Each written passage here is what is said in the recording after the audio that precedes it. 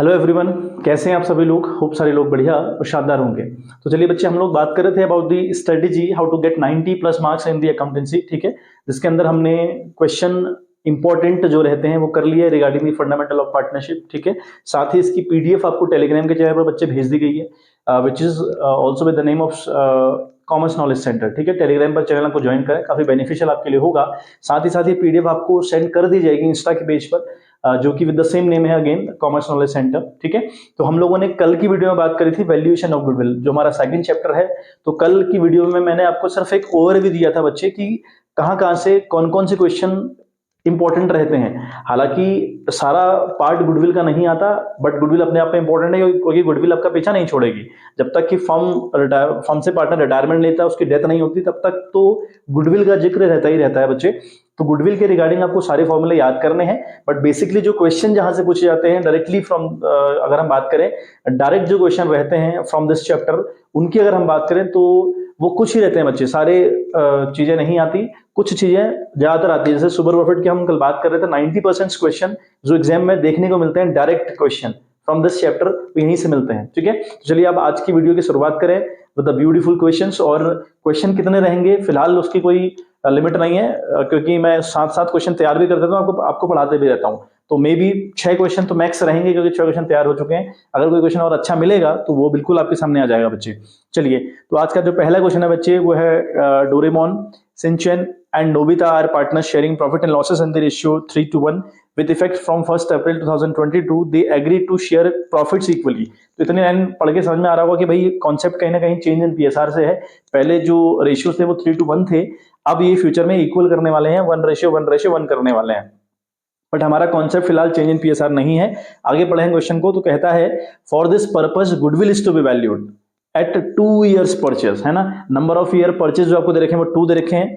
Of the last 4 years average profit, यानी average profit वाला method लगाना है बच्चे, है ना। Which are as follows, year ending 31 March 2019 that was 50,000 का प्रॉफिट हुआ, और 20 में 1,20,000 का प्रॉफिट हुआ, 21 में आपको 1,80,000 का प्रॉफिट हुआ, 2022 यानी 22 की अगर बात करें तो वहां पर 70,000 का लॉस हुआ पड़ा है।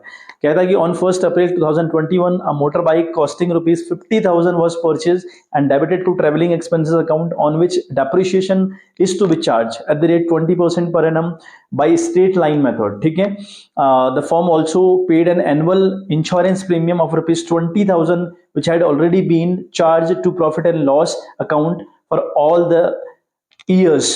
Calculate the value of goodwill of the firm. तो we have to calculate the value of goodwill. इतनी सी बात हमने बच्चे करनी है। चलिए बच्चे, तो हम क्वेश्चन ब्रेक करते हैं और समझते हैं चीजों को कि किस तरीके से हमने क्वेश्चन के साथ पेश आना है। देखो, क्वेश्चन हमसे कहता है कि भैया 3 पार्टनर पहले थे, वो फिर डिसाइड कर रहे हैं कि हम अपना प्रॉफिट शेयरिंग रेशियो चेंज कर लेंगे, और फिर कहीं ना कहीं बात गुडविल के रिगार्डिंग आ रही। तो हम सिर्फ इतना पढ़ रहे हैं कि गुडविल को कैलकुलेट कैसे करना है, ये हमारा टॉपिक है ना। हालांकि हमने देखा था कि जब भी हमारा पीएसआर चेंज होता है ना बच्चे, जब भी पीएसआर में कोई हलचल मचेगी तो आपका कंफर्म तौर पर गुडविल कैलकुलेट होगा। लेकिन हमारा चेंज इन पीएसआर कॉन्सेप्ट फिलहाल बिल्कुल नहीं है।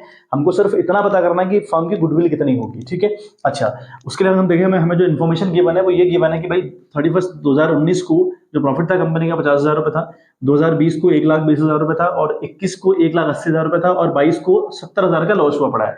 वहां साफ साफ दिया है। कई बार आपको क्वेश्चंस में ब्रैकेट में फिगर दिए होंगे, और अकाउंटेंसी में अगर आपको कोई चीज फिगर दिया हुआ है इन द ब्रैकेट, तो it means it is loss और इट इज नेगेटिव, है ना। जो 70,000 है वो अगर मैंने ब्रैकेट में बना के रखा हुआ तो मतलब कि नेगेटिव मार्किंग की बात कर रहा हूँ, नेगेटिव है बैलेंस। ठीक है, अच्छा, बहुत इंपॉर्टेंट है कि एडजस्टमेंट दिया है बच्चे। कहता है कि ऑन 1st April 2021, यानी किसकी बात कर रहा है, ऑन 1st April 2021। देखो, ये 31 मार्च 2019 है, ये 31 मार्च 2020 है, ये 31 मार्च 2021 है ना, ये 31 मार्च 2021 है। ठीक है, तो ये कह रहा है कि 1 अप्रैल, देखो 1 अप्रैल 2021, तो भाई कहां की बात हो रही है, इस वाले साल की बात नहीं हो रही, 2022 की बात हो रही है। यहां पर बात 2022 की हो रही है। कैसे भाई, ये तो 31 मार्च 2021 है ना, 31 मार्च, अप्रैल तो बाद में आएगा, तो कहीं ना कहीं अप्रैल यहां क्लेश करेगा, 21-22 वाला ईयर ये होगा ना लास्ट, तो यहां की बात हो रही है। अच्छा, कहता क्या है, अब मोटर बाइक, एक मोटर बाइक है, कॉस्टिंग ₹50,000, एक मोटर बाइक है 50,000 रुपए की, ठीक हो गया। वॉज परचेज, वो खरीदी गई, and debited to travelling expenses account, और उसको डेबिट कर दिया गया ट्रेवलिंग एक्सपेंसेस अकाउंट में। बताओ कितना खतरनाक काम किया अकाउंटेंट ने। भाई आपने एसेट्स खरीदी, ये कैपिटल एक्सपेंडिचर है आपका, और कैपिटल एक्सपेंडिचर को दिखाया ही नहीं जाता प्रॉफिट एंड लॉस अकाउंट में भाई। और वैसे भी आपने कहां दिखा दिया, ट्रेवलिंग एक्सपेंस कह रहे हो उसको, ट्रेवलिंग एक्सपेंस है भाई खरीदना, नहीं तो गलत कर रखा है, ठीक है। तो डेप्रिसिएशन इस पर 20% के हिसाब से चार्ज किया गया, ठीक है, वो चार्ज करना है कह रहा, ये चार्ज किया जाएगा। और इंश्योरेंस प्रीमियम था 20,000 रुपए, सॉरी 20 साल नहीं, इंश्योरेंस प्रीमियम था 20,000 रुपए जो हर साल पे किया गया। अब जो इंश्योरेंस है ना बच्चे, इंश्योरेंस जो प्रीमियम है वो आपको पे करना चाहिए, इट्स अ नॉर्मल कंडीशन, आपको इंश्योरेंस प्रीमियम पे करना पड़ेगा, ये नॉर्मल है बच्चे, है ना। मैंने कल आपको एक बात बताई थी कि ना चीजें एबनॉर्मल ना हो, अगर कोई चीज एबनॉर्मल तरीके से खर्चा अगर हुआ होगा वो प्लस होगा, और अगर कोई एबनॉर्मल तरीके से गेन हुआ होगा या प्रॉफिट हुआ होगा माइनस होगा। कल की वीडियो में मैंने बताया था आपको, तो ये पूरा अल्टीमेट एडजस्टमेंट है। अब हमें बात करें गुडविल कैसे निकालनी है, गुडविल का जो फॉर्मूला हमको यहाँ पे यूज करना है, that is average profit into number of year purchase, क्योंकि ये सारा एवरेज प्रॉफिट की हेल्प को लेते हुए करना है। तो फॉर्मूला हम यूज करेंगे average profit into number of year purchase. तो नंबर ऑफ ईयर परचेज आपको 2 दे रखे हैं, एवरेज प्रॉफिट निकालना बाकी है बच्चे। एवरेज प्रॉफिट का जो फॉर्मूला है that is total of profits, यानी प्रॉफिट्स का टोटल करेंगे हम, जो प्रॉफिट हमको दिए हुए हैं इनका हम टोटल करेंगे divided by number of years, कितने साल का है 1 2 3 4, हम 4 साल की बात कर रहे हैं, तो यहाँ पे नीचे 4 आएगा, बात की बात है। अब एक वर्किंग नोट बहुत इंपॉर्टेंट है, क्योंकि यहाँ पर एक एडजस्टमेंट आपको दिया हुआ है, तो उस एडजस्टमेंट ने कहीं ना कहीं आपको दिक्कत कर रही है, तो हमें सही प्रॉफिट निकालना पड़ेगा। तो यहाँ मैंने ईयर लिखा, ईयर की बात करें तो 2019, 2020 है ना, 2021 और 2022, तो ये हमारे पास ईयर हो गए। और प्रॉफिट की बात करूं तो हमारे पास 50,000 रुपए यहाँ प्रॉफिट है, और 2021 या सॉरी 19 के रिगार्डिंग, हम सो सॉरी बच्चे, 2019 के रिगार्डिंग हमको कोई भी यहाँ पे मामला दिया नहीं है, तो 2000 का जो प्रॉफिट है वो 50,000 ही रहेगा, ठीक है। तो यहाँ मैंने लिखा एडजस्टमेंट अगर कुछ होगा तो करेंगे, वरना रहने देंगे, तो वही आपका जो प्रॉफिट होगा वो एक्चुअल भी होगा। तो एक्चुअल भी है 2020 की बात करो तो वहां प्रॉफिट हमको 1,20,000 रुपए दिया है, और 2020 में भी कोई एडजस्टमेंट नीचे नहीं दिया है, तो यहाँ पर लिखूं मैं 1,20,000, तो वही मेरा प्रॉफिट एक्चुअल भी होगा 1,20,000। आ रही है बात समझ में बच्चे। 2021 की बात करूं तो 1,80,000 का मुझे प्रॉफिट गिवन है, और कोई एडजस्टमेंट उसके रिगार्डिंग नहीं। हालांकि 2021 की बात करी है, लेकिन अप्रैल वाली करी है, और ये तो 31 मार्च है, 31 मार्च की बात करी नहीं उसने, अप्रैल की करी। अगर अप्रैल की करी तो फिर वो यहाँ खसक जाएगा, यहाँ की बात हो रही है, ठीक है। अच्छा, यहाँ भी 1,80 आपका एज इट इज रहेगा, no problem in it. Now बात करते हैं इधर के प्रॉफिट की। यहाँ का जो प्रॉफिट था बच्चे 70,000 रुपए, यानी लॉस था आपका, ब्रैकेट में है फिगर। तो ये जो लॉस था, इसमें क्या कहा इसने कि भाई इस साल यानी 1 अप्रैल 2021 को, यानी ये साल जैसे ही खत्म हुआ तो अगला साल चला, उस साल एक बाइक खरीदी 50,000 रुपए की, और बाइक खरीदना इट्स गुड, कोई दिक्कत नहीं है, लेकिन वो बाइक खरीदना is not the normal activity, है ना। अच्छा, नॉर्मल एक्टिविटी अगर है भी, और अगर नॉर्मल एक्टिविटी अगर उसको मानते भी हो, तो उसे प्रॉफिट एंड लॉस अकाउंट में चार्ज थोड़ी कर दोगे।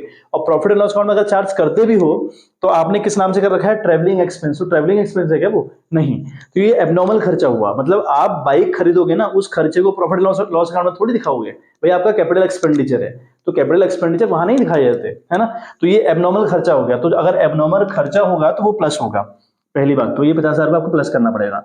समझ आ गई बात आपको, ठीक है। चलिए बहुत बढ़िया।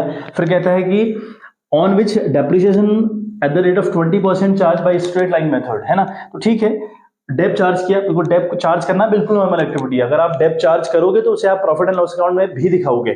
तो भाई 50,000 का 20% कितना हुआ, 10,000 रुपया, तो आप 10,000 माइनस भी करिए, कोई प्रॉब्लम नहीं है ना, 10,000 आप माइनस भी करिए, ठीक है। अल्टीमेटली हम देखें तो ये दोनों फिगर माइनस के हैं, ये वाले है ना, 80 50, तो अल्टीमेट आपका प्रॉफिट आ रहा है 30,000, तो ये लॉस आ रही है, अल्टीमेटली आपकी लॉस आ रही है 30,000, वो भी ब्रैकेट में, ठीक है। देखो ना 10 और ये 70 है और ये 10 है, दोनों माइनस के फिगर है, माइनस माइनस प्लस हो जाएगा, ये हो जाएगा 80, 80 और ये 50,000 का फिगर प्लस का है, तो प्लस माइनस क्या होता है, अल्टीमेट माइनस होता है, तो आंसर माइनस में आ रहा है बच्चे। तो इन चारों को अगर हम ऐड करें ना, 50,000 प्लस 120 प्लस 180 माइनस 30,000 अगर हम करेंगे, तो ये बन रहा बच्चे 3,20,000 रुपया, ये बन रहा है आपका 3,20,000 रुपया। आ रही है बात समझ में, ये बन रहा है आपका 3,20,000 रुपया। अच्छा, एक इंश्योरेंस की बात करिए ना बच्चे, हर साल 20,000 रुपये इंश्योरेंस पे किया गया, तो इंश्योरेंस पे करना इज अ नॉर्मल एक्टिविटी, करना पड़ेगा आपको, है ना। तो अब इस बात का ध्यान रखिएगा कि अगर कोई चीज नॉर्मली नहीं हुई है ना, जो चीज नॉर्मल नहीं है वो दोबारा एड बैक होती है, अगर एज अ खर्चा हुई है, और अगर एज अ गेन वहां पे दिखा रखी है तो वो माइनस हो जाएगी, ठीक है। चलिए, तो 3,20 हमारा टोटल ऑफ प्रॉफिट है, वो हमने यहाँ पे लिखा, और नंबर ऑफ ईयर जो हमारे हैं वो है आपका 4, ठीक है बच्चे। तो अगर हम काटें तो 4 8 832 यानी 8, तो ये आ गया 80,000 रुपये हमारा ये आ रहा है, तो 80,000 रुपये हमारा एवरेज प्रॉफिट आ गया, ठीक है। ये हमारा 80,000 रुपये आ रहा है कट करने के बाद, तो 80,000 8 दूनी 16 यानी 1,60,000 रुपये हमारी फर्म की गुडविल आ रही है। तो यही हमसे क्वेश्चन पूछ रहा था, तो होप सो मामला क्लियर हुआ होगा, ठीक है बच्चे। तो गुडविल हमारी कितनी है बच्चे, 1,60,000 रुपये। फटाक से आप स्क्रीनशॉट ले लीजिए, फिर हम अगला क्वेश्चन बच्चे डिस्कस करें। देखिए बच्चे, तो नेक्स्ट क्वेश्चन आप देखें, कहता है कि the average profit earn by a firm is rupees 80,000 which includes under valuation of stock of rupees 8,000 on average basis. The capital invested in the business is rupees 8 lakh and the normal rate of return is 8%. Calculate goodwill of the firm on the basis of 7 times of super profit. तो आसान सा question है बच्चे, super profit के ऊपर based है ना। जैसा कि मैंने आपको बोला था कि सुपर प्रॉफिट के ऊपर काफी क्वेश्चन आपको देखने को मिलेंगे बच्चे। तो यहाँ हम क्वेश्चन की बात करें तो हमको एक तो एवरेज प्रॉफिट बच्चे गिवन है, दैट इज 80,000 रुपये, बहुत बढ़िया। और कहता है कि which includes rupees 8,000 under valuation of stock on average basis, यानी हमने एवरेज प्रॉफिट निकाला 80,000 रुपये, बहुत सही है, कोई दिक्कत नहीं। मतलब हमने इन द सेंस क्वेश्चन ने हमको दे रखा है कि भैया कंपनी का जो एवरेज प्रॉफिट है वो कितना है बच्चे, 80,000 रुपये। लेकिन इस 80,000 बच्चे एक दिक्कत है, आपने जो आपकी कंपनी का जो स्टॉक है ना बच्चे, जो स्टॉक है उसको अंडर वैल्यू कर रखा है।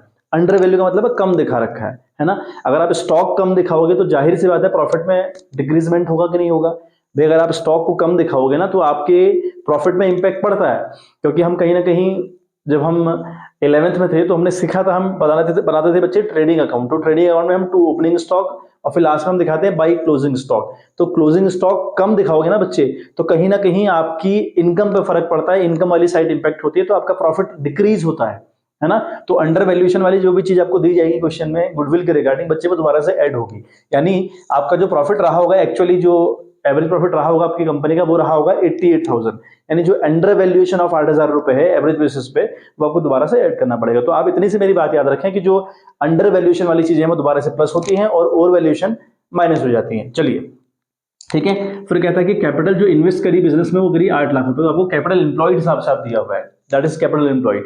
कैपिटल एम्प्लॉयड निकालने के लिए फॉर्मूला भी है, लेकिन डायरेक्टली उसने बोल दिया कि कैपिटल कितनी इन्वेस्ट करी बिजनेस में, वो 8 लाख रुपए, दिस इज कैपिटल एम्प्लॉयड। और नॉर्मल रेट ऑफ रिटर्न आपको दिया बच्चे 8%, बहुत सही है। और कहा है कि गुडविल आपको निकालनी है बाय सुपर प्रॉफिट मेथड, है ना। लिखा है goodwill will be valued eight 7 times of super profit method, यानी 7 टाइम्स का मतलब हुआ नंबर ऑफ ईयर परचेज जो आपको दे रखे हैं वो 7 दे रखे हैं, ठीक है। तो अल्टीमेटली आपको हेल्प किसकी लेनी है, सुपर प्रॉफिट की। आते हैं बच्चे, तो गुडविल की अगर हम बात करें तो सुपर प्रॉफिट मिल के अगर आप हेल्प ले रहे हो, है ना, अगर आप एसपी की हेल्प से अपने क्वेश्चन को सॉल्व आउट कर रहे हो तो फॉर्मूला हुआ super profit into number of year purchase, है ना।